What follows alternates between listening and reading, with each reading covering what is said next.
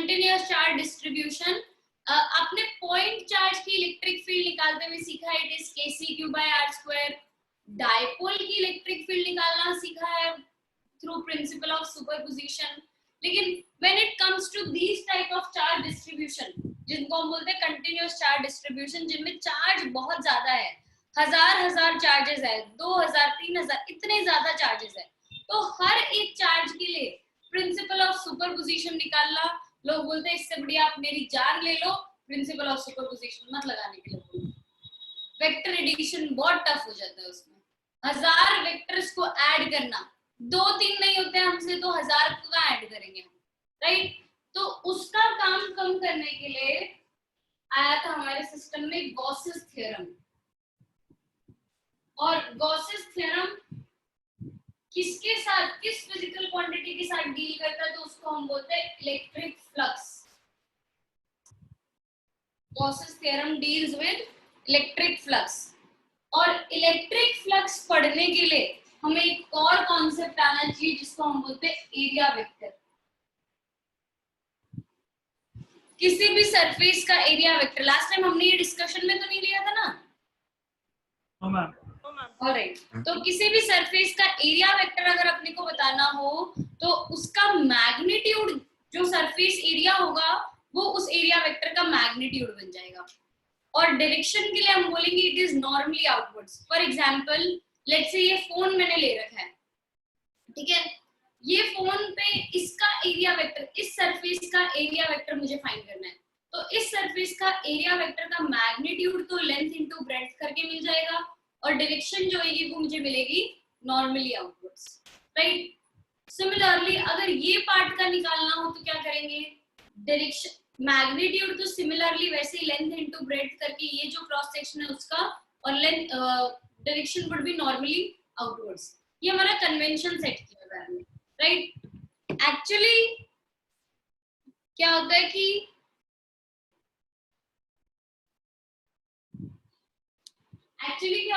Area electric flux area vector के साथ कैसे रिलेटेड है mathematically, it is E dot A vector. Mathematically हम फ्लक्स को डिफाइन करते हैं कि it is the scalar product या dot product of electric field and area vector, E dot A vector, right. अगर इसको क्वालिटेटिवली समझना हो, विजुलाइज करना हो कि फ्लक्स क्या है, तो अज्यूम करो कि मेरे चारों तरफ एक स्फेरिकल गॉसियन सरफेस बना हुआ है, या स्फेरिकल सरफेस है। अब उसमें से कितनी net number of electric field lines pass हो रही होगी, उसको हम बोलते हैं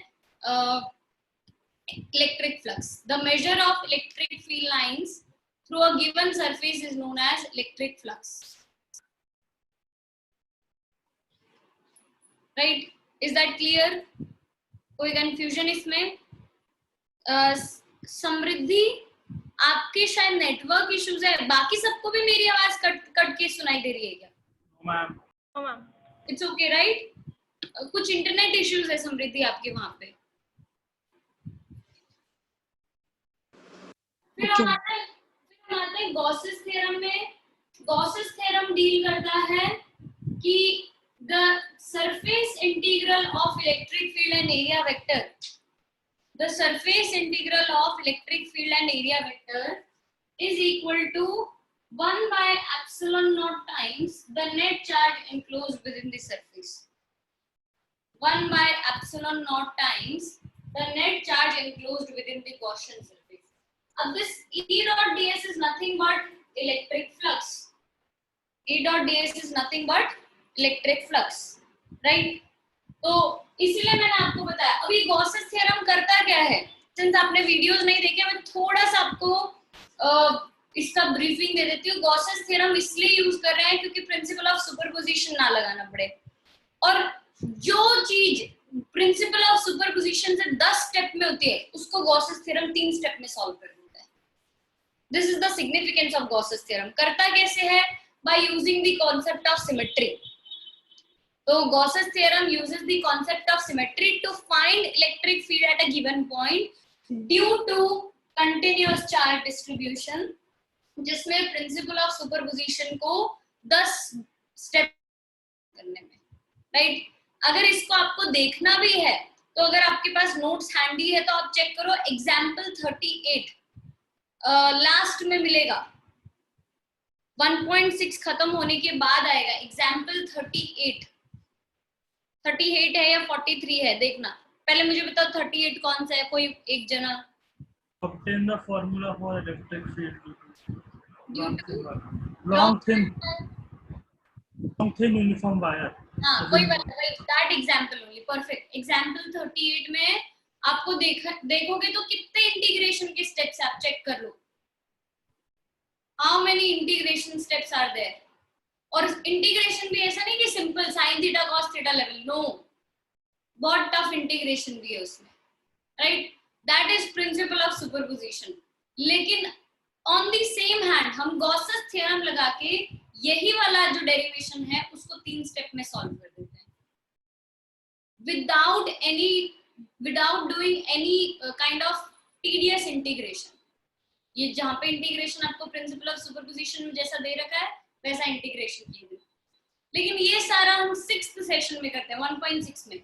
आज की क्लास में इसके ऊपर डिस्कशन लेंगे मेजॉरिटी, और फ्लक्स की क्वेश्चंस करने वाले हैं। तो मैम ये करना है कि नहीं करना? क्या ये लंबा जो इंटीग्रेशन के साथ हमने एक मिसलेनियस एग्जाम्पल जैसे डाल के रखा है, कई बार आपको स्कूल में पूछ लेते हैं, टेक्स्ट बुक में नहीं है लेकिन स्कूल में पूछ लेते हैं एक्स्ट्रा चीजों में, तो वो हमने इसीलिए रख रखा है। Alright, moving on. मैं क्वेश्चंस पे आ जाती हूँ, अपने क्वेश्चन वाइज डिस्कशन स्टार्ट करते हैं। फर्स्ट क्वेश्चन से स्टार्ट करेंगे। Gauri, can you read out first question? Yes, ma'am. Define electric flux. Is it a scalar or vector quantity? Give its SI unit and dimensional formula. A charge पूरा पढ़ो। बस एक बार रुक जा। फर्स्ट क्वेश्चन, फर्स्ट पार्ट है define electric flux. तो electric flux is defined as the scalar product of electric field and area vector. Electric flux is defined as the scalar product or dot product of electric field and area vector. फिर गौरी का question था what is its SI unit? तो SI unit के लिए हम लिखेंगे electric field के लिए it is Newton per coulomb, और एरिया की वजह से it would be meter square. तो SI unit would be Newton meter square per coulomb. A dot B अगर हम लिखते थे, A dot B is also equal to AB cos theta, ऐसा हमने लास्ट ईयर 11th स्टैंडर्ड में सीखा था, डॉट प्रोडक्ट, राइट। तो E dot A would be equal to EA cos theta, E dot A would be equal to EA cos theta. Is that clear? लेकिन do remember this theta is the angle between electric field and area vector. Theta is the angle between electric field and area vector, right. इसके आगे उनका question था is it a scalar और vector quantity. तो again dot product से जो भी resultant मिलता है वो हमेशा स्केलर ही होता है, वेक्टर नहीं होता है। तो the resultant which we get from dot product is a scalar quantity, electric flux is a scalar quantity, it has no direction. फिर इसके आगे गौरी क्या क्वेश्चन है? मैम एक डाउट है। यस मोहम्मद। मैम उसमें नोट्स में लिखा है it is a scalar quantity but a property of vector field. Electric field की प्रॉपर्टी है तो है, खुद स्केलर क्वांटिटी है लेकिन फील्ड की प्रॉपर्टी है, इसलिए बोला जाता है it is the property of the vector field. ठीक है, इलेक्ट्रिक फील्ड स्केलर नहीं है ना, उसका तो डायरेक्शन होता है। Yes Gauri. Dimensional formula. Dimensional formula इसी के ऊपर से बताएंगे। न्यूटन का होता है ml/2t-2, राइट, ml/t-2। मीटर के लिए आ जाता है एक L और उसका स्क्वायर है तो L²। कूलम का चार्ज का डायमेंशन होता है 80, तो ये बन जाएगा ml3t-3 a-1, ml3t-3 a-1 solve करने पे। न्यूटन का फोर्स होता है ml/t-2, मीटर के लिए L, चार्ज के लिए 80, तो ml3t-3 a-1। right? All right, Gauri, next. A charge Q is enclosed by spherical surface of radius r. If the radius is reduced to half, how would the electric flux through the surface change? देखो E dot ds जो होता है वो electric flux ही होता है. जो Gauss's theorem में हमने लिखा है ना, surface integral of electric field, that is nothing but electric flux. It is equal to q enclosed divided by epsilon naught. अब आपको लगेगा कि फ्लक्स के फॉर्मूला में एरिया होता है तो रेडियस चेंज होने से तो फ्लक्स चेंज होना चाहिए, राइट? लेकिन एक्चुअली ऐसा नहीं होता है. ये वो जो फॉर्मूला है वो हमारे धोखा देने वाला फॉर्मूला है, हमें मिसगाइड कर देता है वो फॉर्मूला. वो फॉर्मूला सिर्फ हमने मैथमेटिकल स्टेटमेंट्स में कई बार क्या होता है, ई और ए दे रखा था तो उसको बताने के लिए ले रखा है. लेकिन एक्चुअली जब गॉसेस थ्योरम हम अप्लाई करते हैं तो पता चलता है फ्लक्स जो है वो सिर्फ और सिर्फ किस पे डिपेंड करता है, एनक्लोज्ड चार्ज पे. ठीक है, तो whether you increase the radius और decrease the radius, if the charge within the Gaussian surface is same, flux would remain same, it would remain unaffected. So if the radius is doubled if the radius of the spherical surface is doubled, there is no change in the flux, it remains unaffected. Ma'am वो medium पे depend करेगा? वो medium पे depend करेगा, yes. Epsilon not है इसलिए वो medium पे भी डिपेंड करता है. ठीक है यशराज, प्लीज आप भी नोट डाउन कीजिए चीजें साथ साथ में, ऐसे समझ नहीं आएंगी. नोट्स नहीं आपके पास? नहीं है, नोट्स नहीं है. पीडीएफ है नोट्स का? हाँ पीडीएफ पढ़ी है. पीडीएफ चालू कीजिए, देखिए साथ में question, keep a notebook with you. कोई मतलब नहीं है फिर 1 घंटे का लेक्चर अटेंड करने का ऐसे. ठीक है, start right things with it. All right, next. फिर second question. Second I believe हमने डिस्कस कर लिया है.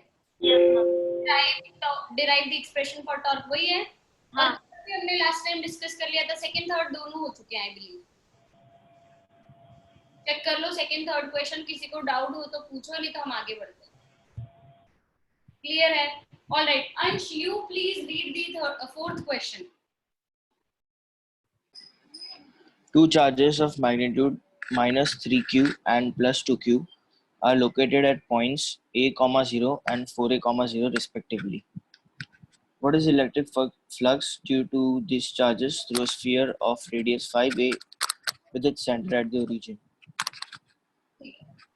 देखो अपने को दो कोऑर्डिनेट्स दिए हैं.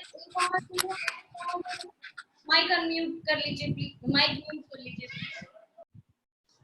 a, 0 4a, 0 a, 0 पे है -3q चार्ज और 4a, 0 पे है +2q. ये दो चार्जेस का पोजीशन दे रखा है और अपने को एक गॉसियन सरफेस बोल रखा है जिसका रेडियस है 5a और उसका सेंटर है ओरिजिन पे. तो अगर ओरिजिन पे सेंटर है तो 5a रेडियस मतलब ऐसे पास हो रहेगा गॉसियन सरफेस, राइट? ये 5a से पास हो रहा है ना. अब अपने को पूछा what is the net flux. तो अभी मैंने आपको सिखाया as per Gauss's theorem net flux is equal to q enclosed divided by epsilon naught. तो यहाँ आएगा q enclosed ऊपर लिखा हुआ, यहाँ आएगा एप्सिलॉन नॉट. q enclosed का जो नेट चार्ज enclosed है गॉसियन सरफेस में वो कितना होगा, -3q + 2q.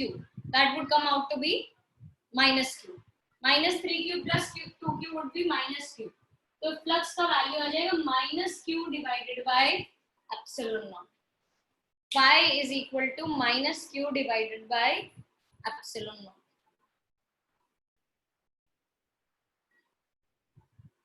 Done? If it is clear, give a thumbs up. फिर हम आगे बढ़ते हैं. All right, पलक आपको रीनेम कर लेना चाहिए. गैलेक्सी A8 प्लस को पता है मैं एंट्री नहीं देने वाली थी पहले.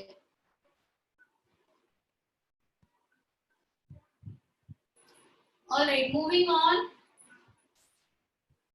फिफ्थ क्वेश्चन पे आ जाते हैं अभी हम. Fifth question, Prateek please read करो फिफ्थ क्वेश्चन.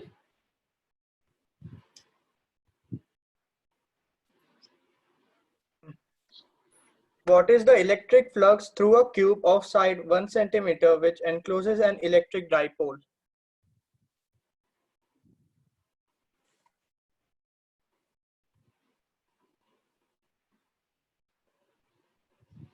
से ये क्यूब है, हंसना नहीं यार ड्राइंग पे प्लीज। ये मेरा एक क्यूब है जिसके अंदर हमने रख दिया एक इलेक्ट्रिक डायपोल। इलेक्ट्रिक डायपोल मैं फिर से याद करवा देती हूँ, it is a pair of equal and opposite charges, तो प्लस क्यू माइनस क्यू ऐसा होगा, राइट। और अब पूछा नेट फ्लक्स कितना। अगेन मैं फ्लक्स का फॉर्मूला आपको याद करवाती हूँ। As per Gauss's theorem electric flux is equal to E dot sorry Q enclosed divided by epsilon naught. Now, if it is a dipole, the net charge enclosed within the Gaussian surface is 0. Plus Q minus Q कितना हो जाएगा मिला के 0. तो अगर 0 हो गया तो फ्लक्स भी कितना हो जाएगा 0. फ्लक्स 0 होने का मतलब होता है कि जितनी इलेक्ट्रिक फील्ड लाइंस एंटर हो रही है उतनी ही फील्ड लाइंस लीव कर रही होगी। जितनी फील्ड लाइंस एंटर हो रही है एक सरफेस में उतनी ही लीव कर रही है, तो नेट सम कितना आ जाता है 0. Net number of electric field lines passing through a given surface is 0, right. Next question, ये 5th था 6th। मैम तो ये क्वेश्चन में जो साइड दे रखी है वो मिसगाइड करने के लिए है क्या? हाँ, यस मैम ये जो क्वेश्चंस है वो कौन से नोट्स के हैं जो गूगल क्लासरूम में है क्वेश्चन। मैंने आपको एक पीडीएफ सेंड किया था क्या? नहीं, गूगल क्लासरूम में मैं ढूंढ रहा था। ये तो मिला गूगल क्लासरूम में कोई पीडीएफ नोट्स का? हाँ नोट्स का मिला, पर क्वेश्चन नहीं पता चल रहा कि कहाँ पे है। मतलब 1.5 होमवर्क शीट 1.5 में जाओ, पेज नंबर है इसके पास 40 पेज नंबर 40 30 अच्छा 30 40 40 उस पे मिल जाएंगे आपको क्वेश्चंस। ओके हाँ मिल गए। करणवीर 6th क्वेश्चन हमने कर दिया या बाकी है?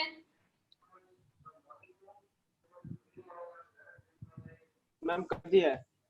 हो गया 6th? हो गया है। 7th भी हो गया?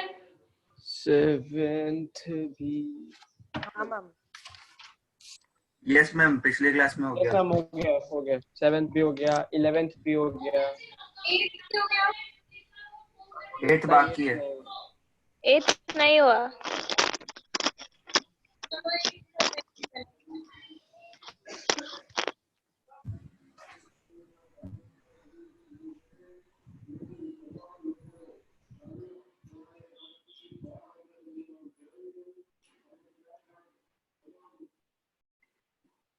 रीड करो Karanveer 8th question.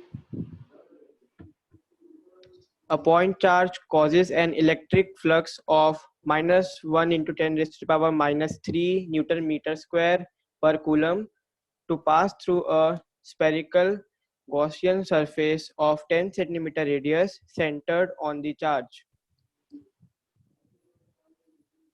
Flux given है -1 × 10⁻³ की -3? 3 10⁻³ और उसके बाद कुछ साइड वाइड गिवन है। फिर पूछा है क्वेश्चन में, पूछा है if the radius of the Gaussian surface were doubled, how much flux would pass through the surface? बोलो if the radius is doubled how much flux will pass through the surface? Ma'am, radius 10 no cm. Change. No change. No change. Very good, perfect.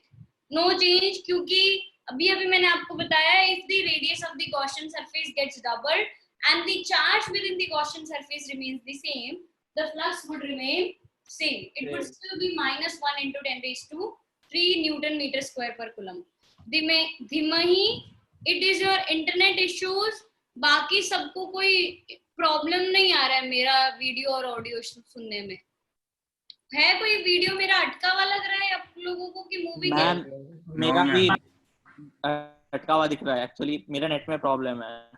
हाँ तो तनुज आपके net में problem है, धीमे ही it is problem on your side. मेरी side होता तो मुझे भी पता चल जाता है, राइट? क्योंकि लोग कंफ्यूज हो जाते हैं जब मेरी साइड से होता है। ऑल राइट, चलो next second part of the question. What is the value of the point charge?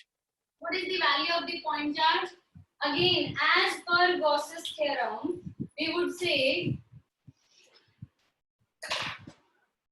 as per Gauss's theorem, we would say flux is equal to Q enclosed divided by epsilon not. अगर मुझे point charge का value ढूंढना है तो Q enclosed की जगह आ जाएगा capital Q divided by epsilon naught. तो capital Q is equal to 5 into epsilon not.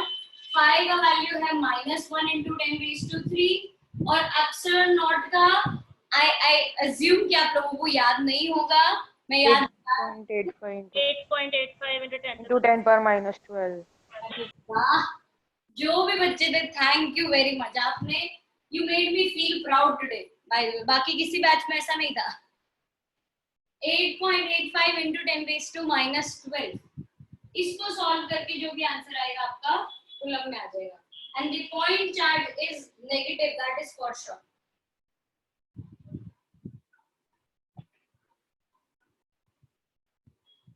Right, this is your 8th question का सेकंड पार्ट।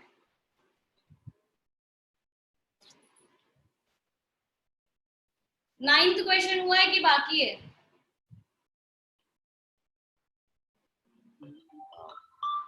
बाकी है। बाकी है? बाकी है। नाइन्थ क्वेश्चन करते हैं। Yashraj, will you be able to read the question?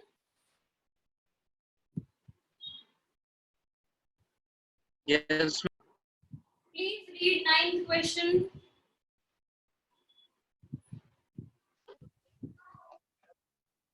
The electric field in a certain region of space is given by E is equal to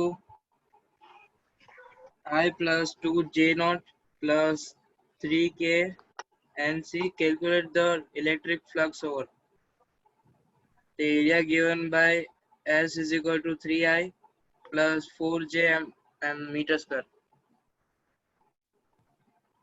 ये न्यूटन पर कूलम है, ये मीटर स्क्वायर है और हमें फाइंड करना है फ्लक्स। तो flux is given by E dot S vector.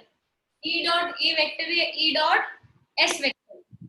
इन दोनों का डॉट प्रोडक्ट करना है तो it would B I cap plus 2J cap plus 3K cap dot 3I cap plus 4J cap। इन दोनों का डॉट प्रोडक्ट है। लास्ट ईयर जब आपने डॉट प्रोडक्ट सीखा था तो आपको बताया गया था कि जब भी रेक्टेंगुलर कंपोनेंट्स में डॉट प्रोडक्ट करना आए तो what we should do is I cap के कोएफिशिएंट्स को मल्टीप्लाई कर दो, J कैप के कोएफिशिएंट्स को मल्टीप्लाई कर दो, K कैप के कोएफिशिएंट्स को मल्टीप्लाई कर दो और बाद में तीनों को ऐड कर दो और I डॉट I बन जाता है 1, I डॉट J बन जाता है 0, I डॉट K बन जाता है 0। परपेंडिकुलर यूनिट वेक्टर्स का dot product is 0, parallel unit vectors का डॉट प्रोडक्ट इज 1। ऐसा होता था, इसीलिए by the same logic I dot I 1, I dot J 0, right. तो यहाँ पे अगर मैं लिखूं तो it would be 1 into 3 plus 2 into 4 plus 3 into, यहाँ तो K कैप का कोई कोएफिशिएंट है ही नहीं तो 0, 1 इसका कोएफिशिएंट 3 इसका तो 1 into 3, 2 into 4, 3 into 0, राइट। तो यहाँ पे इसको सॉल्व करने पे आ जाएगा 3 plus 8 that would be 11 Newton meter square per coulomb. This would be your answer.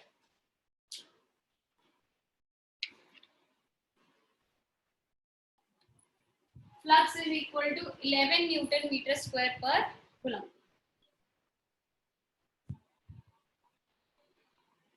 All right, thank you Arya. चलो moving on to next question 10th. Palak, notes हैं आपके पास? हाँ मैम है notes. तो start करो reading 10th question. ठीक है। A uniformly charged conducting sphere of 2.4 meter diameter has a surface charge density sigma of 80.0 μs coulomb per meter square. A. Find the charge on the sphere. B. What is the total electric flux leaving the surface of the sphere? अपने को पहले तो continuous charge distribution में आपने तीन type की density, linear charge density, surface charge density and volume charge density. Linear charge density क्या होती है? Charge per unit length Q/L। Surface charge density is charge per unit area and volume charge density is charge per unit volume. तो here we are with surface charge density, तो मुझे charge per unit area formula use करना है, right? तो since it is the case of this sphere, यहाँ पे area जो है वो किसके इक्वल हो जाएगा स्फीयर के सिनेरियो में? 4 4 by 3 हाँ 4 by r is the volume, हाँ okay by r square।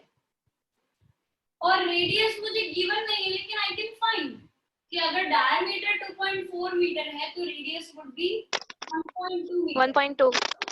Yes. तो Q would be equal to sigma into 4 pi r square। लेकिन ये सिग्मा भी क्या SI सिस्टम में नहीं गिवन है, it is 80 micro coulomb. Micro को सीधा कूलम में कन्वर्ट करने के लिए हम क्या कर देंगे, sigma is equal to 80 into 10 raised to -6 coulomb per metre square. 80 into 10 raised to -6 coulomb per metre square. This is the conversion factor कि माइक्रो को नॉर्मल कूलम में कन्वर्ट करने के लिए 10 raised to -6 से मल्टीप्लाई कर दो। अब सिग्मा की वैल्यू यहाँ सब्स्टिट्यूट कर दो, आर की वैल्यू सब्स्टिट्यूट कर दो, आंसर आ जाएगा आपका।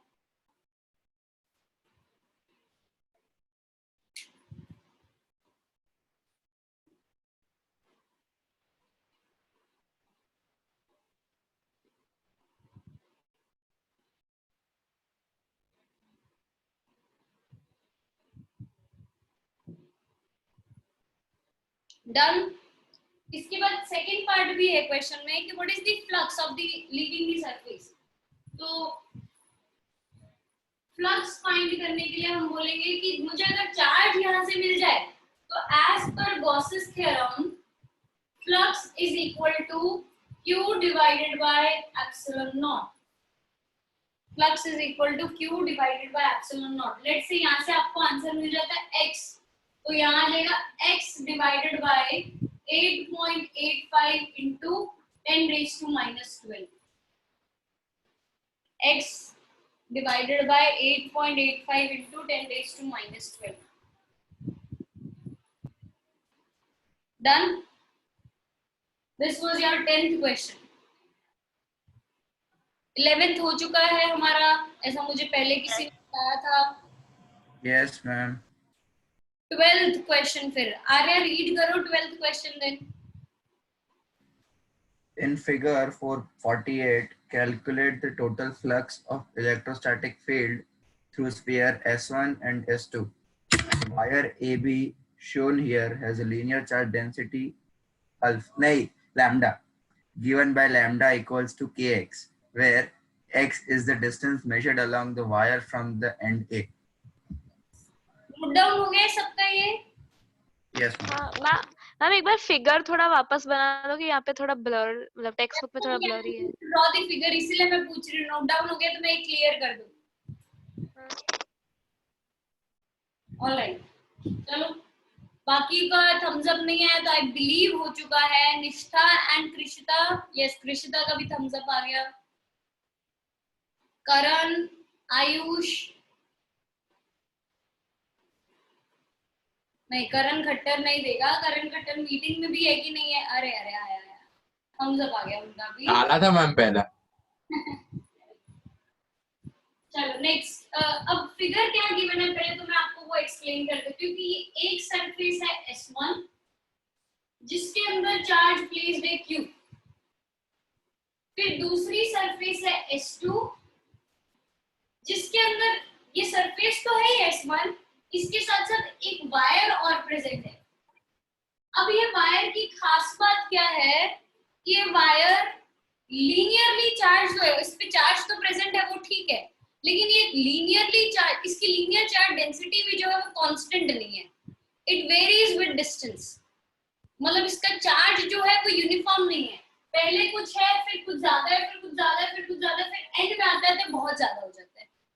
ऐसी लीनियर चार्ज डेंसिटी वाला दे रखा है। आर्य ने जब क्वेश्चन रीड किया है तो उसने बताया भी है कि इसकी linear charge density is given by k into x। lambda is equal to k into x.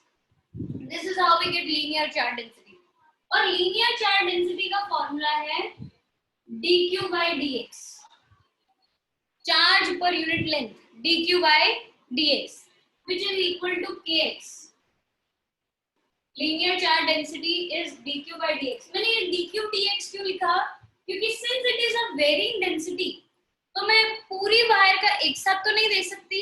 I take a very small part of the wire. उस small part of the wire में how much charge is present? dq. So dq by dx is equal to kx. Now dq would be equal to kx dx. dq would be equal to kx dx. और पूरी wire की जो length दे रखी है ना वो है l. पलक diagram clear है अभी? All right. तो dq is equal to kx dx. अगर मुझे पूरी वायर का चार्ज निकालना पड़े तो what is the step I should take after this? Integration. तो मैं यहाँ पे इंटीग्रेट कर देती हूँ dq को और यहाँ पे इंटीग्रेशन में आ जाएगा kx dx. तो 0 से q एंड 0 से पूरी वायर की लेंथ है l, तो 0 से l, 0 से q एंड 0 से l.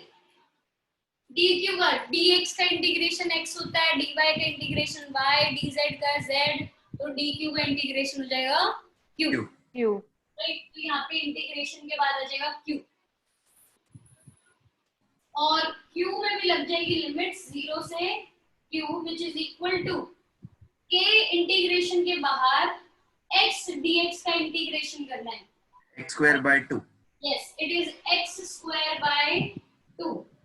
x dx का integration x square by 2 limits यहाँ पे मिल जाएगी 0 से l. Upper limit minus lower limit q minus 0 is equal to q k into l square by 2 minus 0 square by 2. तो ultimately यहाँ से हम कंक्लूड कर देंगे कि इस वायर पे जो चार्ज है वो है q, जिसका वैल्यू कितना है हाफ के l स्क्वायर. वायर पे जो चार्ज है वो है q, जिसका वैल्यू है हाफ के l स्क्वायर. यहाँ से के l स्क्वायर ही बचेगा, 0 0 तो चला जाएगा, कोई सेंस नहीं है इसको लिखने का. राइट. लेकिन ये क्या एक इंटरमीडिएट स्टेप है. अभी अपने को जो फाइंड करना है उसका तो हमने जिक्र भी नहीं किया अभी तक. ये इंटरमीडिएट स्टेप है कि q इस वायर का है kl स्क्वायर बाय 2, इस सरफेस के अंदर जो चार्ज है वो है कैपिटल Q. चलते हैं हम अपने फ्लक्स वाली बात पे. नोट डाउन कर लिया? I give you 10 seconds, please फटाफट नोट डाउन कर दो. पलक का थम्स अप आ गया, नोट डाउन हो चुका है. बाकी लोगों को भी आ रहा है.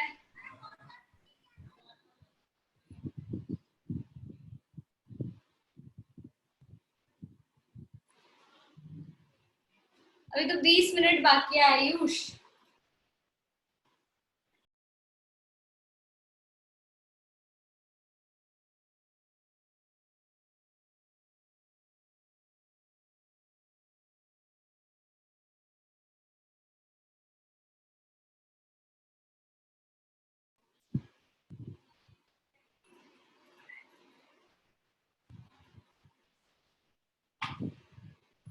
चलो आगे करते हैं, अपने आगे लिखते हैं flux through S1. Flux through S1. अब S1 में नेट चार्ज इनक्लोज्ड कितना है? Capital Q. S1 में net charge enclosed is capital Q. तो flux through S1 would be capital Q divided by epsilon naught. कोई आपसे रीजन पूछे इसका तो बोल देना by Gauss's theorem. By Gauss's theorem, flux through S1 is equal to Q divided by epsilon naught. फिर हम आते हैं फ्लक्स थ्रू S2 पे. ये S2 सरफेस है. S2 पे दो चार्जेस हैं, एक जो अंदर S1 के है, दूसरा ये जो वायर पे चार्ज है. तो phi through S2 would be equal to capital Q plus wire का चार्ज है half KL square divided by epsilon not. Capital Q plus half KL square divided by epsilon not. दोनों answer आ गए. Answer लिखना बहुत easy था. The previous step was कि अपने को इस वायर का चार्ज बताओ. this.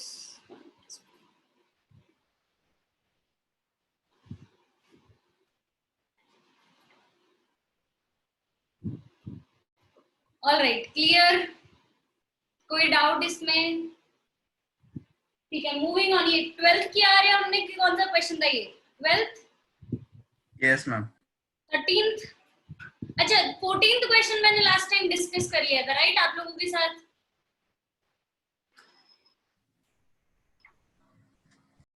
किया था. हाँ, तो 14th में मैंने एक क्वेश्चन में, एक पार्ट में मैंने आपसे बोला था कि आपको फाइंड करके आना इसका रीजन क्या है, जो सेकंड पार्ट था.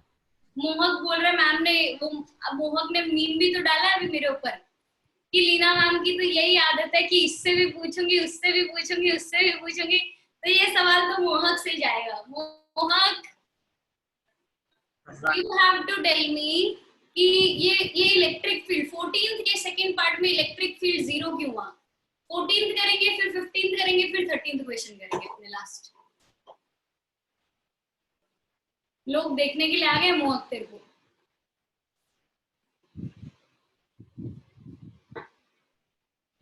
अंश बताना चाहता है? अंश, I give you the chance. हम उस स्क्वायर के डायगोनल्स जहाँ पे मीट करते हैं वहाँ पे मतलब नेट 0. नहीं, ऐसा नहीं है अंश. क्वेश्चन रीड करो अंश, ताकि बाकी लोगों को भी पता चले हम कौन से क्वेश्चन की बात कर रहे हैं. 14th का सेकंड पार्ट, तो बी पार्ट दे रखा है, आई डोंट नो कौन सा नंबर लिख रखा है वहाँ पे, लेकिन 14th का second part. What is the net flux of the uniform electric field of above question through a cube of side 20 centimeter oriented so that its faces are parallel to the coordinate planes? अपने को question में ऐसा दे रखा है, ये अपने coordinate planes हैं और इससे पैरेलली प्लेस्ड एक क्यूब आ चुका है हमारे पास.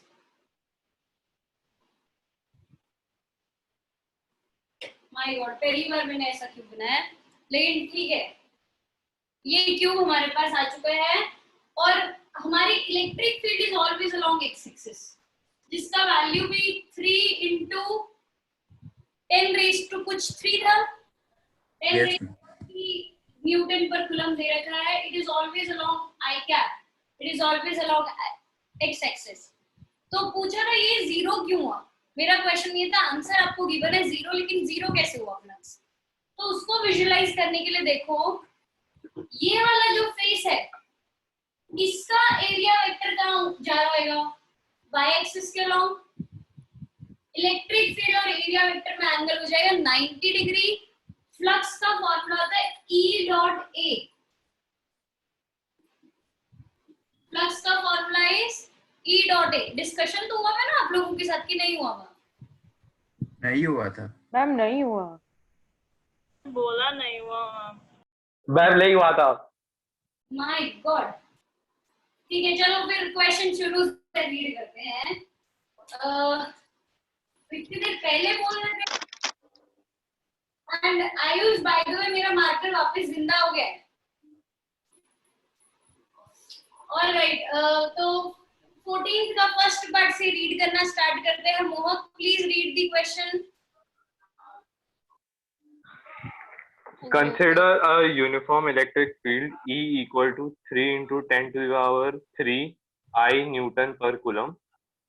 What is the flux of this field through a square of 10 centimeter on a side whose plane is parallel to the YZ plane? पूरा कर रीड. अपने को स्क्वायर दे रखा है 10 सेंटीमीटर का, उसकी साइड्स है YZ प्लेन के पैरेलल. ये मेरा x एक्सिस है, ये ऊपर वाला y axis, then the axis pointing towards your side is z axis, right. तो इससे पैरेलली प्लेस्ड है स्क्वायर. तो एरिया वेक्टर कहाँ होगा? x एक्सिस के अलोंग ही. आज ही मैंने पढ़ाया शुरू में कि area vector by convention is normally outwards. तो अगर ये मेरा प्लेन है तो area vector would be pointing towards x axis. Electric field भी x एक्सिस के अलोंग है और एरिया वेक्टर भी जो है वो मेरा x एक्सिस के अलोंग है. तो उसकी डायरेक्शन में क्या आ जाएगी? I cap. Being a square, magnitude कितना होएगा?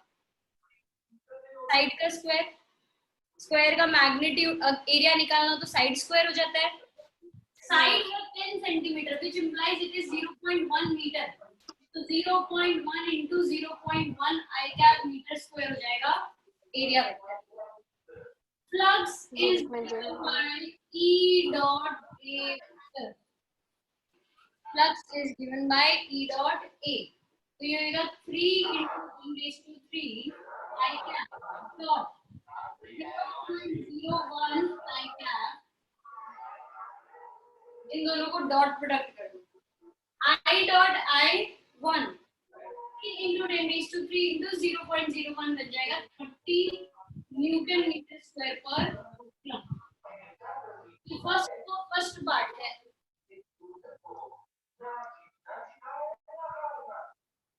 Right. Next question. Second part. Ma'am कुछ अजीब आवाज आ रही है शायद आसपास से. एक ही सेकंड ना. अब तो नहीं आ रही. Second part of the question. कोई कुछ डाउट पूछ रहा था. पलक शायद कुछ डाउट पूछ रही थी क्या? नहीं. ऑलराइट. बी पार्ट है क्वेश्चन का कि अगेन रीड कर दो. Mohak you are reading the question. B part आप ही रीड कर दो कि क्या दे रखा है. हाँ. What is the flux through the same square if the normal to its plane makes a 60-degree angle with the x-axis? अगर मान लो नॉर्मल टू दी प्लेन, ये मेरा स्क्वायर, इसको अज्यूम कर लो ये स्क्वायर है, इसका नॉर्मल मतलब एरिया वेक्टर, इसका नॉर्मल डिनोट एरिया वेक्टर, वो खुद ही 60 डिग्री एंगल बना रहा है एक्स एक्सिस के साथ. और इलेक्ट्रिक फील्ड भी मेरी एक्स एक्सिस के अलॉन्ग ही है. तो what is the angle between electric field and area vector? 60 degree सीधा. राइट. तो फ्लक्स का फॉर्मूला मैंने एक तो बताया E डॉट A. इसका मैग्नीट्यूड वाइज लिखना हो तो it would be EA cos theta. तो it would become E into A into cos theta. E का वैल्यू है 3 into 10 raised to 3. A का वैल्यू है 0.01 और cos थीटा मतलब cos 60. cos 60 का वैल्यू आ जाएगा 1/2. ये 30 into 1/2 would become 15 newton metre square per coulomb. Flux for the second surface. It is 15 Newton meter square per coulomb. Ranveer कोई डाउट? फिर ऐसे इविल स्माइल नहीं दे मेरे को कि मैडम ने कुछ गलती कर दी हो जैसे. समझ रहा हूँ. क्या? पूरा टाइम समझ रहा हूँ क्या लिखा है. अच्छा ठीक है. नोट डाउन कर लो फटाफट. मैं ऊपर वाला पार्ट क्लियर कर रही हूँ. अब सेकंड अपने देखेंगे. जो हमारा बाकी था ना वो क्यूब वाला जो मैंने स्टार्ट किया था सॉल्व करवाना.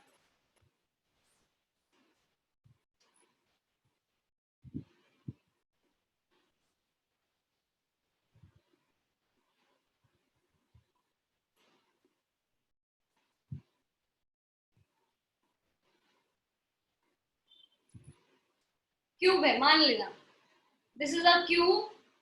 Electric field is along x axis. वो अपने को क्वेश्चन में गिवन है और अपने को पूछा है ये यूनिफॉर्म इलेक्ट्रिक फील्ड में फ्लक्स कितना होगा. राइट. यूनिफॉर्म इलेक्ट्रिक फील्ड में फ्लक्स कितना होगा. तो मैं पहले इस सरफेस की बात करती हूँ. इस सरफेस के लिए area vector is normally outwards. तो it would be along y axis. What is the angle between electric field and area vector? It would be 90 degree. और अगर एंगल 90 डिग्री हो जाए फ्लक्स कितना हो जाएगा? 0. तो there is no flux because of ये ऊपर वाला फेस. सिमिलरली ये नीचे वाले फेस की वजह से एरिया वेक्टर नीचे पॉइंट कर रहा है. इलेक्ट्रिक फील्ड एरिया वेक्टर में फिर से 90 डिग्री एंगल. और अगर 90 डिग्री एंगल होगा तो अगेन फ्लक्स कितना हो जाएगा? 0. फिर आता है हमारा ये वाला फ्रंट फेस. ये फेस, इसके लिए एरिया वेक्टर आ रहा है बाहर की तरफ. अगर बाहर की तरफ आ रहा है तो वापस इलेक्ट्रिक फील्ड और एरिया वेक्टर में एंगल कितना है? 90 डिग्री. Flux would be 0. पीछे वाले फेस के लिए भी एरिया वेक्टर जा रहा है इनवर्ड्स. उसमें भी एंगल 90 डिग्री 0. तो 4 फेसेस की वजह से फ्लक्स हो गया 0. For the four faces flux would be 0. बचे दो फेस, एक तो ये वाला साइड, मैं यहाँ से दिखाती हूँ, this side and this particular face. ये दो फेसेस की वजह से एरिया वेक्टर क्या होगा? एरिया वेक्टर कैसे पॉइंट कर रहा होगा? इसके लिए अलोंग एक्स एक्सिस, इसके लिए माइनस एक्स एक्सिस की तरफ. अगर मैं लिखूं flux through surface 1, flux through surface 1, उसका वैल्यू आएगा E1 into A into cos 180. That would be, E1 तो लिखने की जरूरत ही नहीं है, इलेक्ट्रिक फील्ड यूनिफॉर्म है, ये बन जाएगा minus EA. Flux through surface 1 is minus EA. Flux through surface 2 is equal to, इन दोनों के बीच में एंगल है 0 डिग्री, तो ये बन जाएगा EA cos 0. EA cos 0 मतलब E into A. Net flux would come out to be 0. दोनों को ऐड कर दो, phi1 plus phi2 minus EA plus EA. Net flux would be 0. This is the reason why net flux is 0. Right? पूरे चार faces की वजह से electric field और एरिया वेक्टर में एंगल है 90 डिग्री, और बाकी दो फेसेस की वजह से एक का फ्लक्स है नेगेटिव, दूसरे का फ्लक्स है पॉजिटिव, तो नेट को ऐड करोगे तो क्या आ जाएगा आंसर? 0. राइट? चलो फिर 15th क्वेश्चन कर दें, ये खत्म कर दो फटाफट. Next 15th question.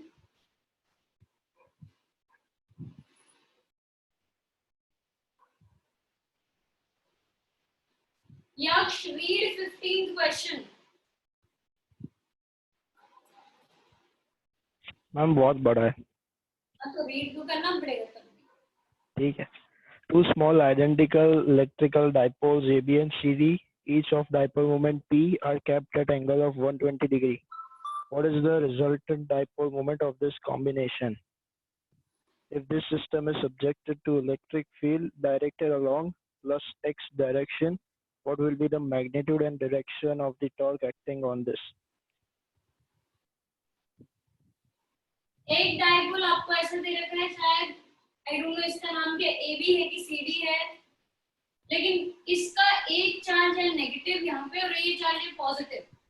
Dipole moment is directed from negative to positive, ये सीखा हुआ हमने. तो ये P वेक्टर पॉइंट करवाएगा ऊपर की तरफ. This is P vector. Dipole moment is pointing upwards. दूसरे केस में डायपोल ऐसा प्लेस्ड है, यहाँ नेगेटिव दे रखा है, यहाँ पे पॉजिटिव, तो उसका dipole moment again from negative to positive जा रहा है, तो इस डायरेक्शन में जा रहा है. दोनों चार्जेस सेम है, लेंथ आपको गिवन नहीं है, लेकिन अपने को इक्वल दे रखा है क्वेश्चन में, they are equal dipole moments. तो P वेक्टर और P वेक्टर दोनों ऐसे लिख देंगे हम. राइट? और इनके बीच का एंगल अपने को दे रखा है 120 डिग्री. दो डायपोल मोमेंट्स, दो vectors placed at 120 degree to each other. Now we need to find the resultant. So using parallelogram law of vector addition, resultant का magnitude कैसे ढूंढते हैं? रूट में a square plus b square plus 2ab cos theta, तो यहाँ पे आ जाएगा p square plus 2p square cos 120. P square plus 2p square cos 120. Cos 120 का वैल्यू होता है -1/2. Cos 120 is -1/2. सब्स्टिट्यूट करेंगे तो यहाँ पे आंसर आ जाएगा P. P रिजल्टेंट का मैग्नीट्यूड है P.